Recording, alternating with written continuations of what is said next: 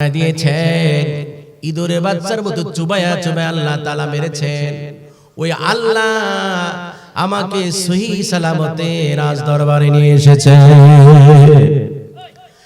এবার আব্দুল্লাহ বিন তামির ডেকে বলেন, বাদশা নামদার, এই উঠালেন, এই দুনিয়ার মুখ থেকে যদি আপনাকে আমাকে বিদায় দিতে চান, তাহলে একটা পথ আমি বাতলাই দিই। কি পথ রে যুবক? আমি যদি বলি এই পথ ছাড়া কোনো দিন আমাকে দুনিয়া থেকে বিদায় দিতে পারবেন না, কি রাস্তা যুবক? এবার যুবক ডেকে বলি, বাদশা নামদার, আমি যখন শহীদ হব 2, 4, 5 জন, 10 জন, 50 জনের মধ্যে নয়, আমাকে যদি মারতে হয় বিশাল বড় মাঠ হবে, বিশাল বড় মঞ্চ হবে, উষা মঞ্চের উপরে আমাকে দাঁড় করায়া লক্ষ লক্ষ জনতার সামনে যখন আপনি আমার প্রভুর নামে বিসমিল্লাহ বলে আমাকে তীর নিক্ষেপ করবেন, ওই তীরের আঘাতে আল্লাহ তাআলা আমাকে দুনিয়া থেকে টান দিবেন। এর আগে আপনি যতই চেষ্টা করেন না কেন আমাকে দুনিয়া থেকে বিদায় দিতে পারবেন না, কারণ ঈমানদারের দায়িত্ব রব্বুল আলামিন নিয়ে নেন। কি ঠিক কিনা জোরে বলেন? আল্লাহু ওয়ালিউল্লাযীনা আমানু ইউখরিজুহুম মিনাল যুলুমাতি ইলান নূর। আল্লাহু আকবার বলেন। ঈমানদারদের ওলি হলো আমার আল্লাহ। ঈমানদারদের ওলি যখন আমার আল্লাহ হয়ে যায়, গার্জিয়ান হিসেবে যদি আমার আল্লাহকে মানি, আমার আল্লাহ ঈমানদারকে কি করে? অন্ধকার থেকে আলোর দিকে নিয়ে যায়। এটা দুনিয়ার কোনো লাইটের আলো নয়, দিনের কোনো আলো নয়। জান্নাতে যাওয়ার যত রাস্তা ওই বান্দা বান্দির জন্য আল্লাহ সহজ করে দেয়। আর যখন তাগুতকে আমরা ওলি হিসাবে মানব, তাগুতের গোলামি করব, রব্বুল আলামিন তখন কি করবেন? ইখরিজুহুম মিনাজ যুলুমাতি ইলান নূর, অন্ধকার থেকে আলোর দিকে নিয়ে যাবে ঈমানদারদেরকে। আর যখন আমরা আল্লাহু ওয়ালিউল্লাযীনা আমানু ইখরিজুহুম মিনাজ যুলুমাতি ইলান নূর ওয়াল্লাযীনা কাফারু আউলিয়াউহুমুত তাগুত ইখরিজুনাহুম মিনান নূরি ইলাল যুলুমাত উলাইকা আসহাবুন নার হুম ফিহা খালিদুন। আল্লাহু আকবার বলেন। আর যখন পুরো বাংলা শয়তানকে গার্জিয়ান হিসাবে মানবে, শয়তানকে যখন বান্দা ওলি হিসাবে মানবে, ওই বান্দাকে তখন আলোর থেকে অন্ধকারের দিকে নিয়ে যাবে। জাহান্নামে যাওয়ার যত রাস্তা আছে আল্লাহ তাআলা তখন ওই বান্দাকে সহজ করে দিবে। এই জন্য যারাই আল্লাহ তাআলার উপর ভরসা করে আল্লাহ রাব্বুল আলামিন তাদের হেফাজতকারী হয়ে যান। রব্বুল আলামিন আয়াতে ডেকে বলেন, ওয়া মাইয়াতাওয়াক্কাল আলাল্লাহি ফাহুয়া হাসবুহু। আল্লাহ তাআলা ডেকে বলেন, যে বান্দা আমি আল্লাহর উপর ভরসা করে, আমি আল্লাহ ওই বান্দা বান্দির জন্য যথেষ্ট হয়ে যায়। আব্দুল্লাহ বিন তামির ডেকে বলেন, বাদশা নামদার, আমাকে দুনিয়া থেকে বিদায় দিতে হলে বিশাল বড় মাঠ লাগবে, লক্ষ লক্ষ জনতা লাগবে, উষা একটা মঞ্চ করতে হবে, তারপরে আমার প্রভুর নামে যখন মারবেন বিসমিল্লাহ বলে, তখন আমি দুনিয়া থেকে শহীদ হয়ে যাব। এমনি এমনি হব না।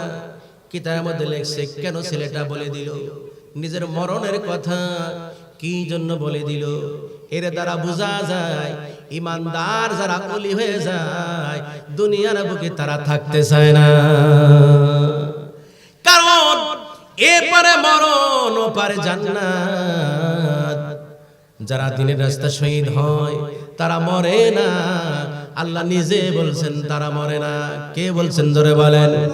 ওয়ালা তাকুলু লিমান ইয়াকতালু ফি সাবিলিল্লাহি আমওয়াত বাল আহইয়াউ ওয়ালাকিন লা তাশউরুন। আল্লাহু আকবার বলেন। আল্লাহ রাব্বুল আলামিন ডেকে বলেন, আমার দিন প্রতিষ্ঠিত করতে যাইয়া যারা শাহাদাত বরণ করেছে, যারা জীবন দিয়ে দেয়, তোমরা তাদেরকে মৃত্যু বলিও না। ওয়ালা তাকুলু লিমান ইয়াকতালু ফি সাবিলিল্লাহ, আমার দরবারে যারা, আমার রাস্তায় যারা শহীদ হয় তাদেরকে তোমরা মৃত্যু বলিও না, আমি আল্লাহর কাছে তারা জীবিত, এটা তোমরা বুঝতে পারো না। দিনের নবীজি বলেন, যখন কোনো বান্দা যুদ্ধের ময়দানে শহীদ হয়ে যায়, সাহাবীরা রে অমত অবস্থায় তাকে কাফন দাফন করে দাও। কেন রে? কাল কিয়ামতের মুসিবতের ময়দানে যে বান্দা যে অবস্থায় দুনিয়ার মুক্তি বিদায় নেবে, আল্লাহ তাআলা কিয়ামতের মুসিবতের ময়দানে অবস্থায় তাকে উঠাবেন। কোন বান্দা কিয়ামতের মুসিবতের ময়দানে রক্ত মাখা শরীর নিয়ে দাঁড়ায় যাবে, হাসরের ময়দানে দাঁড়িয়ে যাবে, আমার আল্লাহ জানা সত্ত্বেও জিজ্ঞাসা করবেন, হে বান্দা তোমার শরীরে কেন এত রক্ত, তাজা রক্ত এখনো ঝরতেছে, কারণটা কি রে বান্দা? বান্দা তখন ডেকে ডেকে বলবে, আল্লাহ তোমার গোলাম ছিলাম দুনিয়ার বুকে, তোমার দিন প্রতিষ্ঠিত করতে যাইয়া, কোরআনের আন্দোলন করতে যাইয়া, তোমার নবীকে যারা ব্যঙ্গ করে ওদের বিরুদ্ধে আন্দোলন করতে যাইয়া কাফের বেঈমানেরা মুনাফিকেরা আমাকে শহীদ করে দিয়েছে। আল্লাহ এই শহীদের রক্ত নিয়ে তোমার দরবারে আমি হাজির। শহীদ মরণ যে কত দামি মরণ, নবীজি ডেকে বলেন, যখন কোনো বান্দাকে শহীদ করা হয়, শহীদি মরণের শহীদি ব্যক্তির জানটা কেমন ভাবে কবজ করা হয়। একটা পিপিলিকা আপনার শরীরে কামড় দিলে যেমন কষ্ট হয়, এর থেকে কম কষ্টের শহীদি ব্যক্তির জানটা কবজ করা হয়।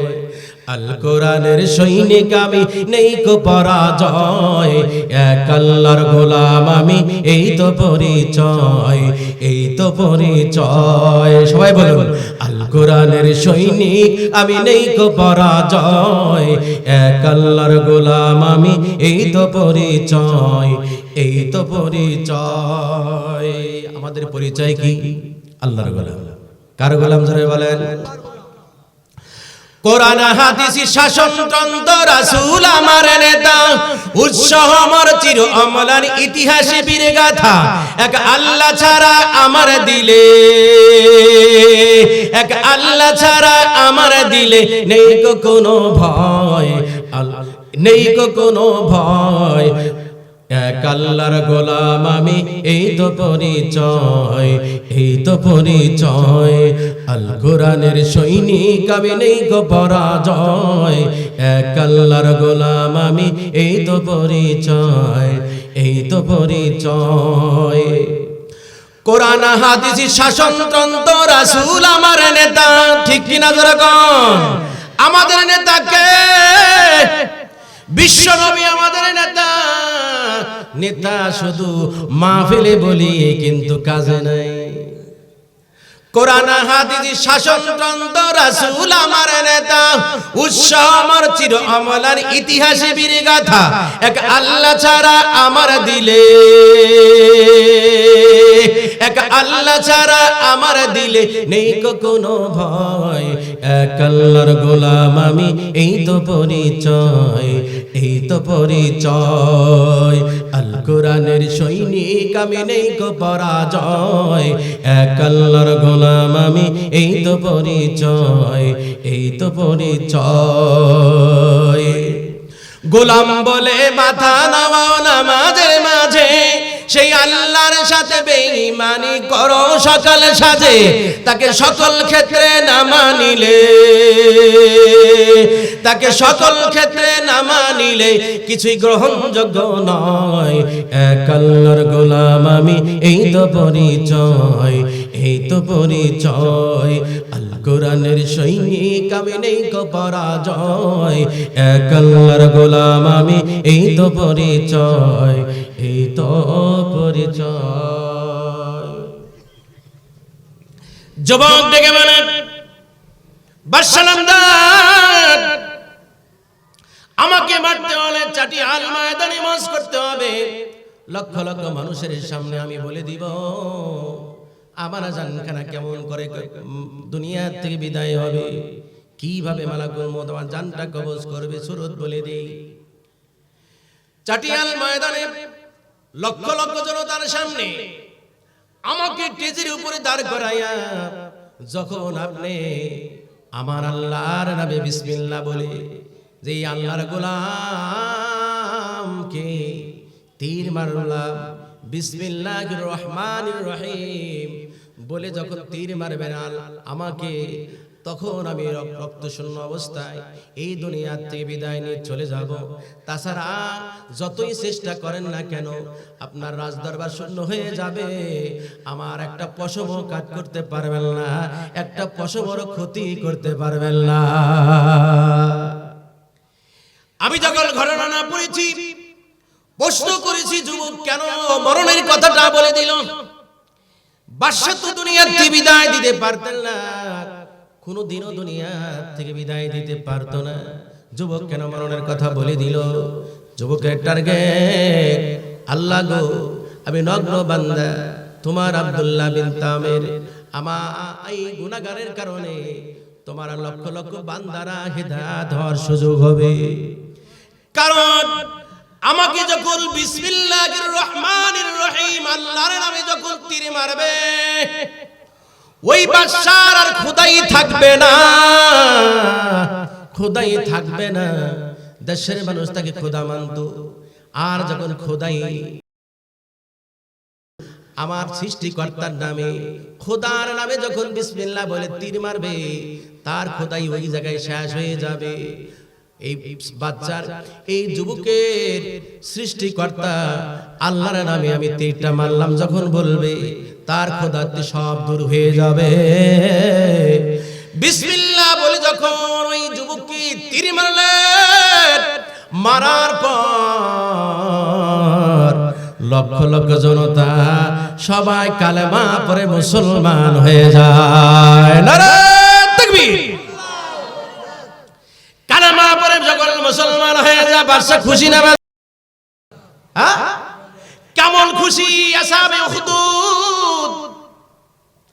এবার বাদশা ডেকে বলে, এতগুলো মানুষ একসাথে কালেমা পড়ে মুসলমান হয়ে গেল, তোমাদেরকে একটা করে ছাড়বো না, আমি একটা কেউ ছাড়বো না, তন্ন তন্ন করে তালাশ করে তোমাদেরকে মারবো।